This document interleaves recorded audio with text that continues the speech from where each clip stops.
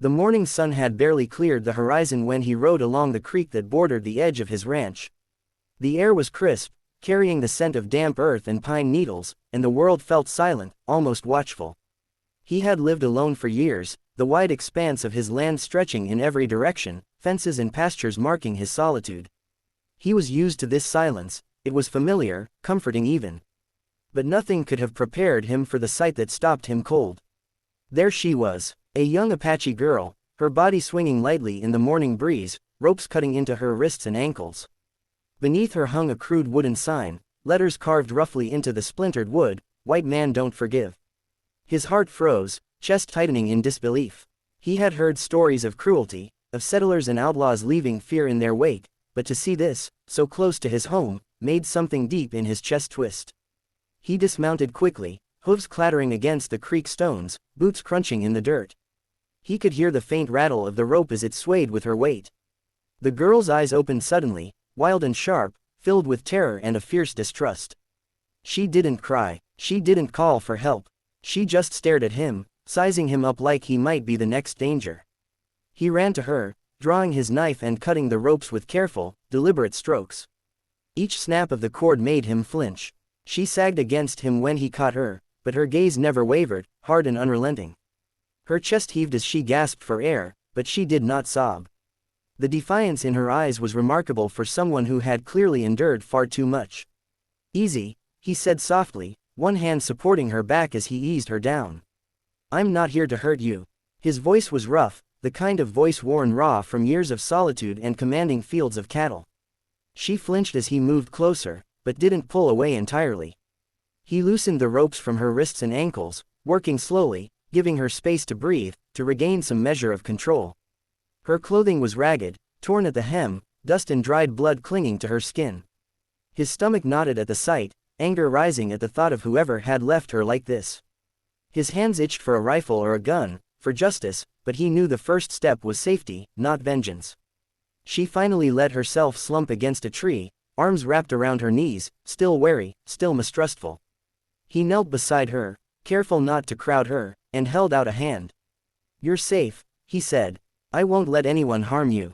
Her eyes flickered to his hand, then away. A part of her wanted to reach for it, but fear anchored her in place. He watched her, feeling a protective heat rise in him that he hadn't felt for decades. For the first time in years, he realized that his quiet life, his endless solitude, had been missing something vital, a life worth saving. And here, beneath the wide sky and the silent trees, he made an unspoken promise. He would see her through the dawn. The girl sat on the edge of the old wooden bench inside his ranch house, shivering slightly despite the fire's warmth. The room smelled faintly of smoked meat and cedar, and the lantern cast soft, flickering shadows across the rough-hewn walls. He had laid out a small meal on the table, bread, stew, and water. Nothing fancy, but enough to fill an empty stomach. She stared at it for a long moment before she reached for the bread, breaking it slowly, almost reverently, as if afraid to take too much at once. He stood a few feet away, leaning against the doorframe, watching.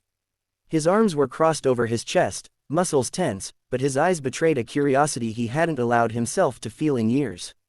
He had expected fear, perhaps pleading, maybe even defiance, but this girl ate quietly, methodically, with a dignity that unsettled him. She did not grab greedily, she did not glance around as if measuring him, she just ate. "You don't look afraid," he said finally, voice rough like gravel. She paused, mid-bite, and lifted her gaze to meet his. "I've seen worse than a man who keeps to himself," she replied softly. His brow furrowed. Most people her age would have cowered, begged, or run.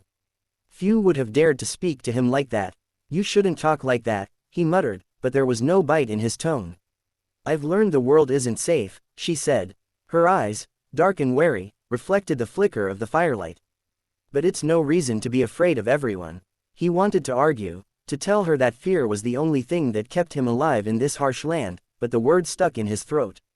Instead, he studied her more closely, the dust in her hair, the dirt under her fingernails, the way she held herself even in exhaustion. There was strength there, a quiet determination that he hadn't seen in anyone for a long time.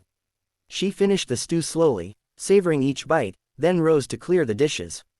He expected her to stop halfway, to protest or complain, but she moved with a careful diligence that mirrored the care she had taken while eating. The firelight glinted on her hands as she washed each bowl, her movements precise, steady, almost calming. The silence between them was not uncomfortable, it was a fragile truce, a shared understanding that neither of them would rush what was happening. He could hear the wind outside, rattling the shutters, and he felt the old ache of loneliness pressing against his chest.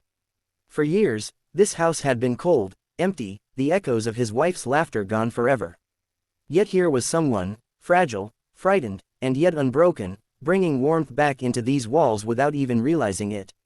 By the time she returned to the table, wrapped in a blanket he had placed over her shoulders, the fire had burned lower, casting a softer, gentler light. She looked at him, a small flicker of trust in her eyes, and whispered, "Thank you for not letting me fall." He didn't answer right away. Instead, he merely nodded, feeling a weight lift from him that he hadn't known he carried. The storm outside could rage as it pleased, inside, something had begun to shift. And as he watched her finally relax, leaning against the table, he realized that the first steps towards something new, hope, maybe even connection, had begun. The morning air was crisp, carrying the scent of damp earth and fresh hay across the ranch. The storm had passed, leaving the fields gleaming and the wooden fences darkened from the rain. He stepped onto the porch, expecting the usual silence, the kind of emptiness that had become a constant companion over the years. Instead, he heard it, a soft murmur, then laughter, light and almost musical, echoing across the barnyard. He followed the sound, boots sinking slightly into the wet ground. In the barn, she was there, brushing down one of the horses with careful hands. The animal, normally skittish around strangers, stood calm beneath her touch. She hummed a quiet tune, tentative and shy, but unmistakably joyful. He watched her for a moment, arms crossed, feeling a strange heat in his chest. It was unfamiliar, something he had long thought he had lost. "You're spoiling him," he called out gruffly from the doorway. She looked up, startled, then smiled, a small, bright smile that caught him completely off guard. "He deserves it," she said softly, eyes meeting his for the briefest instant. Days had passed since she arrived, yet she had transformed the place. She rose before dawn, tending to the animals, feeding them and mending broken fences. She spoke little, but her presence filled the house with life. It had been so long since anyone had laughed within these walls that the sound was almost dizzying. He didn't interfere, he merely observed, silently measuring the way her determination and care seemed to breathe life back into everything she touched. That evening, as the sun dipped behind the distant hills, painting the sky in warm shades of gold and crimson, she joined him on the porch. They walked slowly along the fence line, her hands brushing against his once or twice, each time sending a jolt through him that he couldn't name. The ranch, once silent and hollow, felt alive. Horses neighed softly in the paddocks, and the wind carried the faint scent of wildflowers mixed with the rain-soaked earth. "Why did you let me stay?" she asked quietly, barely louder than the breeze. He hesitated. For so long, he had told himself that kindness was weakness, that people could not be trusted, that grief and solitude were safer than connection. Yet here she was, defying all those beliefs simply by existing, by showing him that trust could be earned. "Because you looked at me like I wasn't a monster," he admitted, voice low and rough. She stopped walking, turning to face him fully. "You're not a monster," she said firmly, eyes steady. "You're just hurt." For a moment, the weight of years pressed against him, memories of loss and isolation pressing down like the weight of the sky. Then, slowly, something inside him began to soften. He reached for her hand, giving her space to pull away. She didn't. Instead, she intertwined her fingers with his, warm and unyielding. They stood there in silence for several heartbeats, the golden light spilling over them, the wide expanse of the ranch stretching endlessly behind them. In that quiet, he realized that one act of trust, one meal, one moment of courage, had shifted everything. She had saved him as much as he had saved her, and together, they would rebuild not only the ranch, but the pieces of their hearts that had been broken for far too long. And in the early morning glow, laughter and light finally returned to the ranch, filling spaces that had been empty for years, signaling the start of a new life neither of them had expected, yet both had longed for without knowing it.